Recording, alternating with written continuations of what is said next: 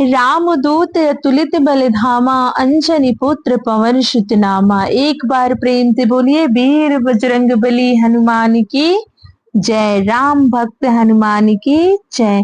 नमस्कार भक्तगण, मैं कविता तिवारी आपका अपने चैनल कविता तिवारी में स्वागत करती हूँ। आज मंगलवार है। मंगलवार के दिन संकट मोचन हनुमान जी की पूजा आराधना करना, उनके लिए व्रत रखना अत्यंत फलदायी और शुभ माना जाता है। तो आइए आज हम सुनते हैं मंगलवार व्रत की पावन कथा। मंगलवार का दिन अंजनी पुत्र हनुमान जी की पूजा और व्रत के लिए समर्पित है।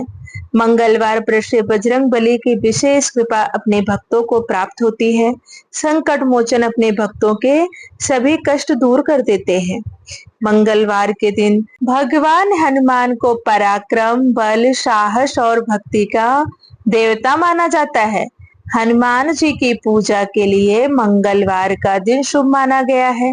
इस दिन किए गए पूजा व्रत से भक्तों के सभी कष्ट दूर हो जाते हैं और मनवांछित फल की प्राप्ति होती है। कहा जाता है कि भगवान हनुमान आज भी सशरीर पृथ्वी पर उपस्थित हैं।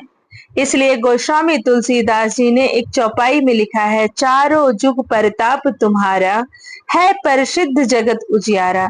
इसका अर्थ है सभी देवों में भगवान हनुमान एकमात्र ऐसे देवता हैं जो हर युग में किसी न किसी रूप में गुणों के साथ जगत के लिए संकट मोचक बनकर मौजूद रहेंगे। तो एक बार प्रेम से बोलिए वीर बजरंग बली हनुमान की जय। राम भक्त हनुमान की जय। आइए मन में हनुमान जी का स्मरण करते हुए सुनते हैं मंगलवार व्रत की पावन कथा। व्यास जी ने कहा, एक बार नैमी सारणाय तीर्थ में 80,000 मुनि एकत्र होकर पुराणों के ज्ञाता श्री सूत जी से कहने लगे, हे महामुने, आपने हमें अनेक पुराणों की कथाएं सुनाई हैं। अब आप कृपा करके हमें ऐसा व्रत और कथा बताए जिससे करने से संतान की प्राप्ति हो तथा मनुष्यों को रोग, शोक, अग्नि, सर्व दुख आदि का भय ना रहे। ये सब भय उससे दूर हो जाए।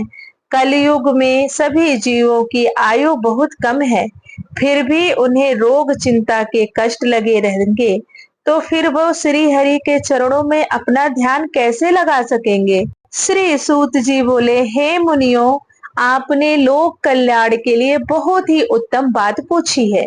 एक बार युधिष्ठिर ने भगवान श्री कृष्ण से लोक कल्याण के लिए यही प्रश्न किया था।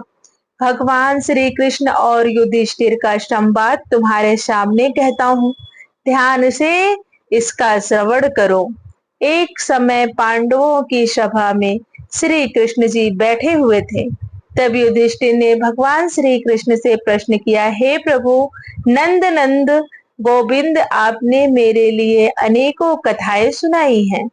आज आप कृपा करके ऐसा व्रत या कथा सुनाएं जिसके करने से मनुष्य को रोग चिंता का भय समाप्त हो और उसको पुत्र की प्राप्ति हो। हे प्रभु, बिना पुत्र के जीवन व्यर्थ है। पुत्र के बिना मनुष्य नरकगामी होता है। हे केशव, पुत्र के बिना मनुष्य पितृ ऋण से छुटकारा नहीं पा सकता और न ही उसका पुण्यांग नामक नरक से उद्धार होगा। अतः पुत्रदायक व्रत के बारे में कृपया करके हमें बतलाइए। श्री कृष्ण भगवान बोले, हे राजन, मैं एक प्राचीन इतिहास सुनाता हूँ, आप उसे ध्यान पूर्वक सुनो। कुंडलपुर नामक एक नगर था, उसमें नंद नामक एक ब्राह्मण रहता था। भगवान की कृपा से उसके पास सब कुछ था, फिर भी वह दुखी था। इसका कारण यह था कि ब्राह्मण की स्त्री सुनंदा को कोई संतान नहीं थी। सुनंदा पतिव्रता थी, भक्ति पूर्वक श्री हनुमान जी की आराधना करती थी। मंगलवार के दिन व्रत करके अंत में भोजन बना कर हनुमान जी का भोग लगाने के बाद स्वयं भोजन करती थी। एक बार मंगलवार के दिन ब्राह्मणी गृह कार्य की अधिकता के कारण हनुमान जी को भोग न लगा सकी, तो इस पर उसे बहुत दुख हुआ। उसने कुछ भी नहीं खाया और अपने मन में प्रण किया कि अब तो अगले मंगलवार को ही हनुमान जी का भोग लगाकर अन्न जल ग्रहण करूंगी। ब्राह्मणी सुनंदा प्रतिदिन भोजन बनाती, श्रद्धा पूर्वक पति को खिलाती, परंतु स्वयं भोजन नहीं करती और मन ही मन हनुमान जी की आराधना करती थी। इसी प्रकार 6 दिन गुजर गए और ब्राह्मणी सुनंदा अपने निश्चय के अनुसार भूखी प्यासी निराहार रही। अगले मंगलवार को ब्राह्मणी सुनंदा प्रातः काल ही बेहोश होकर गिर पड़ी। ब्राह्मणी सुनंदा की इस असीम भक्ति के प्रभाव से श्री हनुमान जी बहुत प्रसन्न हुए और प्रकट होकर बोले, सुनंदा, मैं तेरी भक्ति से बहुत प्रसन्न हूँ, तू उठ और वर मांग। सुनंदा अपने आराध्य देव श्री हनुमान जी को देखकर आनंद की अधिकता से विह्वल हो श्री हनुमान जी के चरणों में गिरकर बोली, हे प्रभु, मेरी कोई संतान नहीं है, कृपा करके मुझे संतान प्राप्ति का आशीर्वाद दें, आपकी यदि कृपा होगी। श्री महावीर जी बोले, तेरी इच्छा पूर्ण होगी, तेरे एक कन्या पैदा होगी, उसके अष्टांग प्रतिदिन सोना दिया करेंगे। इस प्रकार कहकर श्री महावीर जी अंतर्ध्यान हो गए। ब्राह्मणी सुनंदा बहुत हर्षित हुई और सभी समाचार अपने पति से कहकर ब्राह्मण देव कन्या का वरदान सुनकर बहुत दुखी हुए, परंतु सोना मिलने की बात सुनी तो बहुत प्रसन्न हुए। विचार किया कि ऐसी कन्या के साथ मेरी निर्धनता भी समाप्त हो जाएगी। श्री हनुमान जी की कृपा से ब्राह्मणी गर्भवती हुई और 10वें महीने में उसे बहुत ही सुंदर पुत्री प्राप्त हुई। यह बच्ची अपने पिता के घर में ठीक उसी तरह से बढ़ने लगी जिस प्रकार शुक्ल पक्ष का चंद्रमा बढ़ता है। 10वें दिन ब्राह्मण ने उस बालिका का नामकरण संस्कार कराया। उसके कुल पुरोहित ने उस बालिका का नाम रत्नावली रखा, क्योंकि यह कन्या सोना प्रदान किया करती थी। इस कन्या ने पूर्व जन्म में बड़े ही विधान से मंगल देव का व्रत किया था। रत्नावली का अष्टांग बहुत सा सोना देता था। उस सोने से नंदा ब्राह्मण बहुत ही धनवान हो गया और ब्राह्मणी भी बहुत अभिमान करने लगी थी। समय बीतता रहा। अब रत्नावली 10 वर्ष की हो चुकी थी। एक दिन जब नंदा ब्राह्मण प्रसन्नचित्त था, तब सुनंदा ने अपने पति से कहा, हे स्वामी, हमारी पुत्री रत्नावली अब विवाह के योग्य हो गई है, अतः आप कोई सुंदर तथा योग्य वर देखकर इसका विवाह संपन्न कर दें। यह सुनकर ब्राह्मण बोला, अभी तो रत्नावली बहुत छोटी है।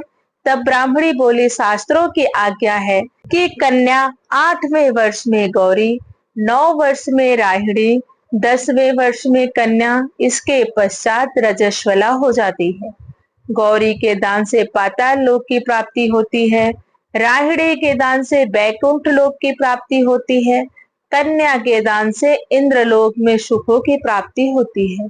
और स्वामी, अगर रजस्वला का दान किया जाता है तो घोर नरक की प्राप्ति होती है।